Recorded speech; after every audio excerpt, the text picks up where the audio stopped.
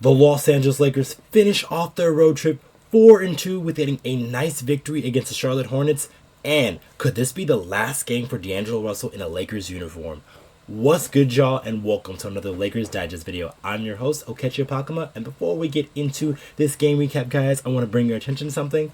There is 90% of you guys who have recently watched our videos who are not subscribed to the channel just yet. If you guys more of that Laker news, Laker reactions, trade rumors, game recaps, just every and all things LA Lakers, you guys want to come right here to Lakers Digest to make it your home for all of it. And with the trade deadline only a few days away, you guys want to make sure you guys are subscribed to the channel so you guys do not miss any of the updates. Now, with that out the way, let's hop straight into that game recap, guys, as the Lakers take care of business on the road.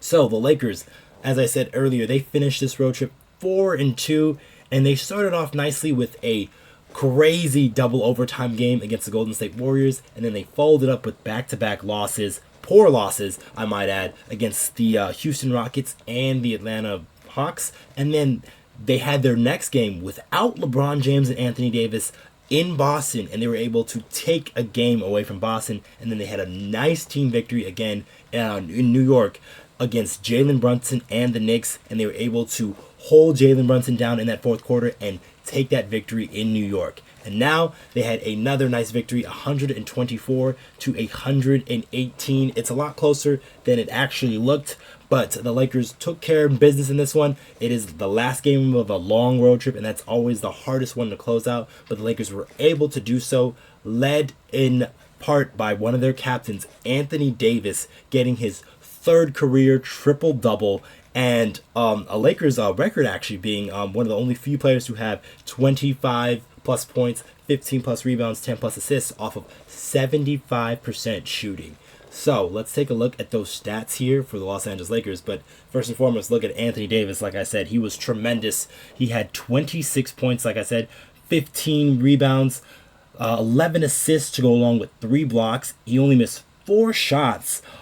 Shot 12 of 16 from the field, and then he was helped out by his other running mate, LeBron James, with 26.7 rebounds, 4 assists to go along with the block and a steal, and then D'Angelo Russell caught fire from 3 once again, shot 5 from 12 from the arc to go along with 28 total points, 6 assists, 4 rebounds, and a steal for good measure. And then Austin Reaves, he had a nice solid game. He didn't score too much here with only 9 points, but he had 11 assists. The Lakers were really passing the ball around nicely. When you have 2 guys have double-digit assists, that shows that you had a really nice game offensively, and a lot of guys are touching the basketball and really finding ways to score.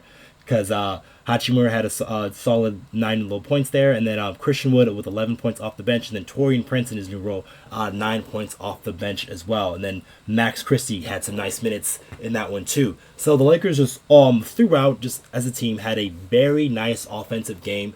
They really took control there in that first half, where it just kind of seemed that the Hornets, who were very undermanned, they didn't have LaMelo Ball, they didn't have Gordon Hayward, they didn't have a few of their other guys, so they were just very undermanned. They just had a couple of their forwards for them who were really putting in work, Bridges, and then rookie sensation Brandon Miller.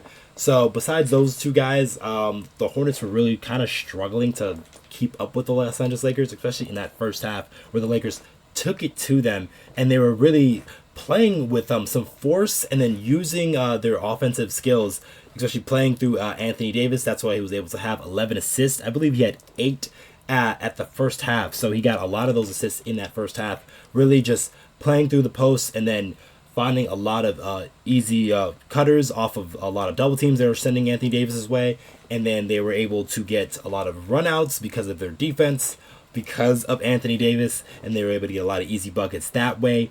Guys like Austin Reaves and LeBron James were finding guys, along with D'Angelo Russell, because he had 6 assists in that one too as well. So the Lakers, like I said, were passing the ball exceptionally well. They had a 16-point lead at halftime in that one, and it wasn't really until kind of like the end of the third quarter and then into the fourth, that's where the Hornets kind of made their run. as a lot of teams always love to get up for playing, get up in a game playing against the Los Angeles Lakers, and then that's kind of when they kind of caught their stride a little bit. But it was mostly just two guys for them. Just take a look at the stats. Besides those two numbers that really stick out, that 33 points by Brandon Miller, and then the 41 points by Miles Bridges was a career high for him. So both of those guys were really putting in work for the Charlotte Hornets. They had 5 3-pointers apiece for each of them to go along with 10 total to combine for both of them. And they played exceptionally well down the stretch as they were able to try to keep the game a little bit close for the Charlotte Hornets. And, kind of give the Lakers a little bit of a scare there, but then the Lakers were able to get some timely stops, knock down some timely shots, and they were able to sort of like quell that little run that the Charlotte Hornets had because they did not have enough to really take over that game as the Lakers got a huge stop late as Anthony Davis switched out onto Miles Bridges, and then he blocked his 3-point shot, and then that kind of sealed the game for the Los Angeles Lakers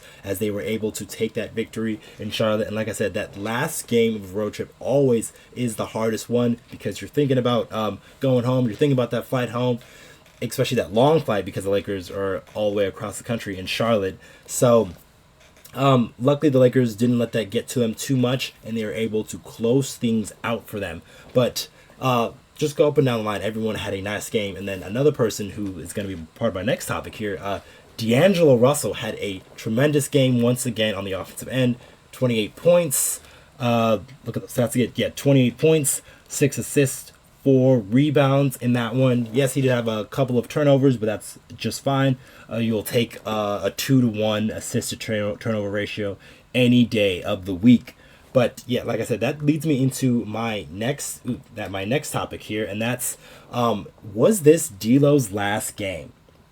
So there has been a ton of speculation about what's going to happen with D'Angelo Russell, and is he going to be traded. And then he's probably the one to be the most likely to be traded because of his contract size, and then just what the Lakers are kind of looking for, as they're looking for some athleticism and some speed back there in that backcourt. And then trading D'Angelo Russell would be the one that makes the most sense for the Los Angeles Lakers. He did speak to it a little bit after the game, as he said in his post-game presser. He said that he can't control that his contract makes sense to be traded, so he just goes out there and play, and he can't control any of that. And then he also kind of alluded to in that presser that he does not care about these trade rumors that have been going on, as D'Angelo Russell has played some of his best basketball within the past couple of weeks here, really helping the Los Angeles Lakers bridge that gap, as they were one of the worst offensive teams in the league. And D'Angelo Russell's play has really risen the Lakers on that end of the ball, with not only with his passing but his shooting as well, because he's been hitting a lot of 3-pointers for the Los Angeles Lakers, as they are one of the worst 3-point shooting teams in the league. So having that kind of help has been massive for the Lakers to really sort of like find their way a little bit, especially on the offensive end. That's what the biggest improvement that I've seen with the Los Angeles Lakers in the last month here, as they've been really finding a little bit of a rhythm here with some of their lineups and just some of the things that they're doing, especially on the offensive end. And then it's been facilitated a lot by D'Angelo Russell. He also said a little bit more after in that presser, and then they talked about him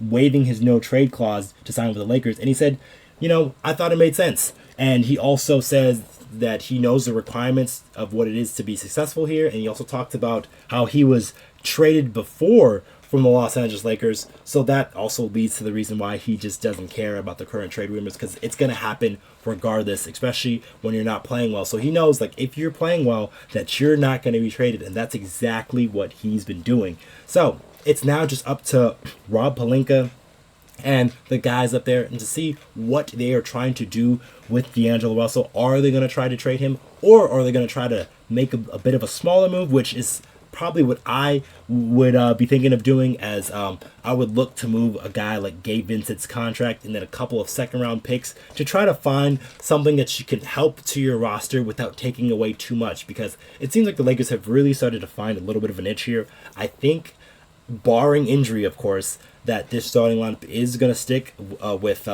D'Angelo Russell, Austin Reaves, Rui Hachimura, LeBron James, and Anthony Davis. So as for the foreseeable future, hopefully, knock on wood, the Lakers are able to roll out the starting lineup and they're able to be successful in these minutes with these starters out, because if the Lakers are able to find this type of continuity and togetherness here, because that offensive end, because of D'Angelo Russell, I think it's gonna be able to allow them to play different types of lineups, as we've kind of seen here in this like little 3-game winning streak the Lakers have had. As with the Vando injury, there's been guys who have been stepping up a little bit of late. Guys like Jackson Hayes, who've been getting a little bit more minutes. Max Christie has been exceptional in his minutes. While he's not scoring a crazy ton, he's adding to something that the Lakers don't usually have from the guard spot, and that's perimeter point of attack defense and rebounding. Those are two things that Max Christie are very good at an early age, and then his offensive game is really flowing nicely with some of the other guys, as he's been able to be a solid catch and shoot 3-point shooter, and then a guy that can also make a move off the dribble. So he's starting to get a little bit more comfortable in that role, and then finding his niche, and that's been helped by guys like D'Angelo Russell, who are able to get him those easy looks and some of those opportunities on the offensive side of the ball. So, like I said, the Lakers, they had a nice end to this road trip here, and with the trade deadline on Thursday and the Lakers not playing until Thursday, this probably could be the last game of what we see this roster looks like. I do believe the Lakers are going to make a move. We just don't know what type of move it is going to be. But let us know what you guys think down in the comments below. Do you think the Lakers should move off of D'Angelo Russell? Or are we keeping him for the long haul and then we just make a move, like a smaller move like I suggested earlier, with maybe packaging Gabe Vincent a couple second-round picks for another player? But let us know what you guys think in the comments below. I have been your host, Okechi Apakama, and I'll catch you guys on the next one.